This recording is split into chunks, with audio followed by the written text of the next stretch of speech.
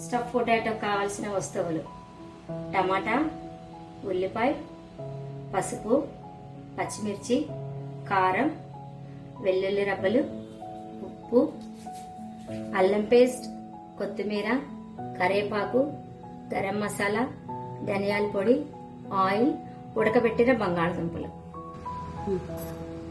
ముందుగా స్టఫింగ్కి ఆయిల్ వేసుకోవాలి.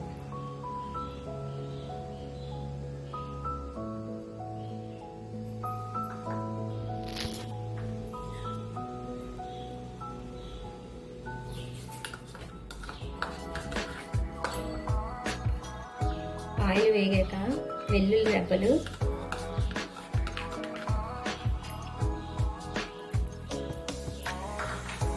అలాగే కొంచెం ఉల్లిపాయ ముక్కలు,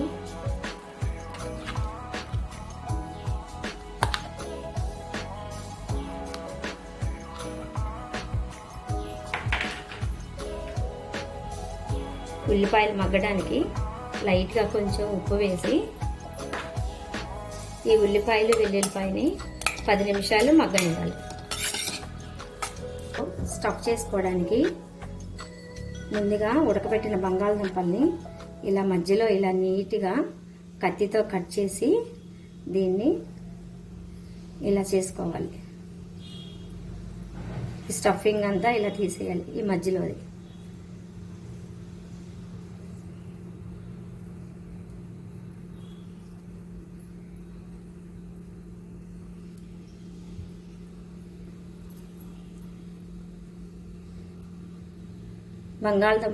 ఉడకబెట్టిన బంగాళదుంపలన్నీ కూడా ఇలా చేసుకొని ఇందులో మనం ఇప్పుడు తయారు చేయబోయే స్టఫింగ్ అంతా పెట్టుకోవాలి.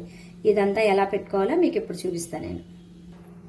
మనం ఉడకబెట్టిన బంగాళదుంపల్ని చూసారు కదా, ఇలా చేసుకోవాలి. అన్నీ కూడాను ఇలా మధ్యలో తీసేసి మనం చక్కగా స్టఫ్ పెట్టుకొని ఇలా చేయాలి. ఈ మధ్యలో తీసేసిన బంగాళదుంపల్ని ఇలాగా మెత్తగా చిప్పేసేయాలి స్టఫ్లో పెట్టుకోవడానికి. ఇప్పుడు స్టఫ్ ఎలా తయారు చేసుకోవాలో మీకు చూపిస్తాను నేను. మనం ఉల్లిపాయ ముక్కలు వేసాం కదా, అవన్నీ చక్కగా మగ్గిపోయినాయి చూడండి. ఇప్పుడు ఇందులో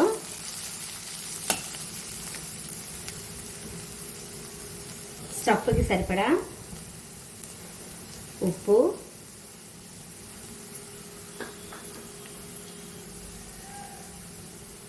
కారం,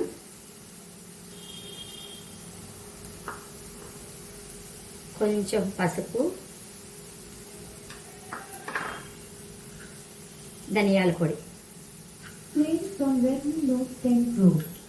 ఇందాక మనం బంగాళదుంపలను ఉడకపెట్టుకొని మధ్యలో తీసేసాం కదా, ఆ బంగాళదుంప ముద్దంతా కూడా ఇందులో వేసేసుకోవాలి.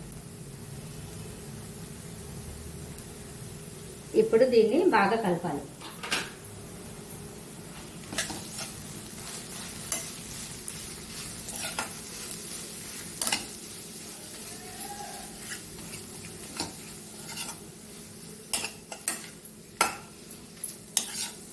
ఇదంతా బాగా కలిపేసి ఒక 10 నిమిషాలు చల్లారాక మనం బంగాళదుంపలు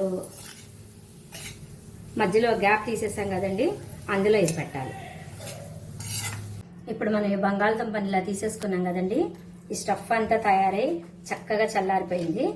ఇప్పుడు ఇది ఇలాగా చిన్న చిన్న ముద్దలుగా తీసుకొని దీన్ని ఇలా లోపల వరకు మనం ఎంత తీసుకున్నామో అంతవరకు లోపల వరకు చక్కగా దీన్ని ఇలాగా స్టఫింగ్ చేసేసుకోవాలి. మొత్తం అన్ని బంగాళదుంపలకు కూడాను.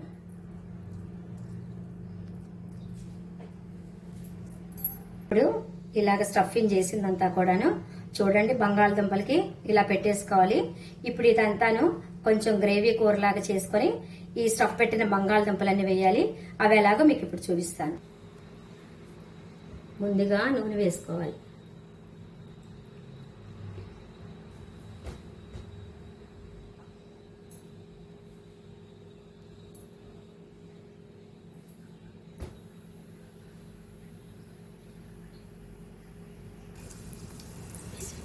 ముందుగా ఉల్లిపాయ ముక్కలు,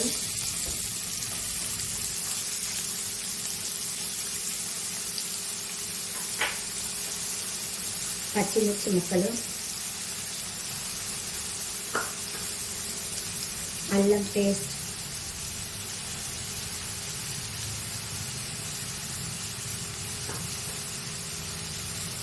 కరివేపాకు,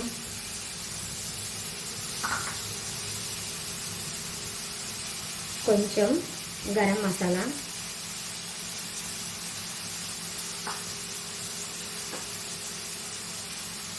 ఉప్పు,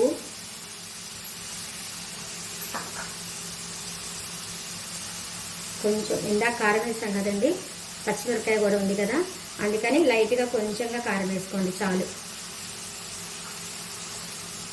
అలాగే పసుపు. ఇవన్నీ బాగా కలుపుకొని ఒక 2 నిమిషాలు కలిపితే చాలండి ఇలాగా. ఇప్పుడు తరిగిన టమాటా ముక్కలు కూడా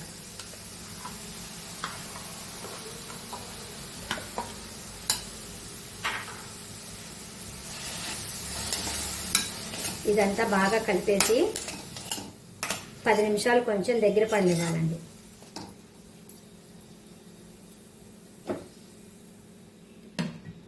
ఇది కొంచెం మగ్గింది, కొంచెంగా ఇలా వాటర్ పోసుకొని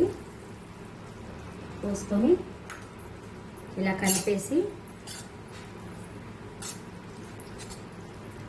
ఇప్పుడు మనం చేసిన స్టఫ్ అంతా ఇందులో పెట్టండి ఇలాగా ఒక్కొక్కటిగా.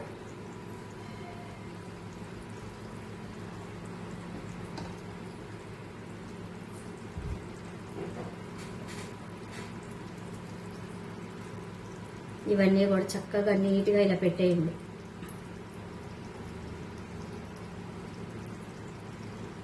ఇవి పెట్టేశాక పైన కొత్తిమీర చల్లండి.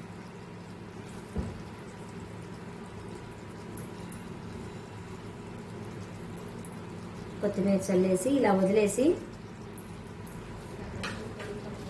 మళ్ళీ ఒక 10 నిమిషాలు మూత పెట్టండి.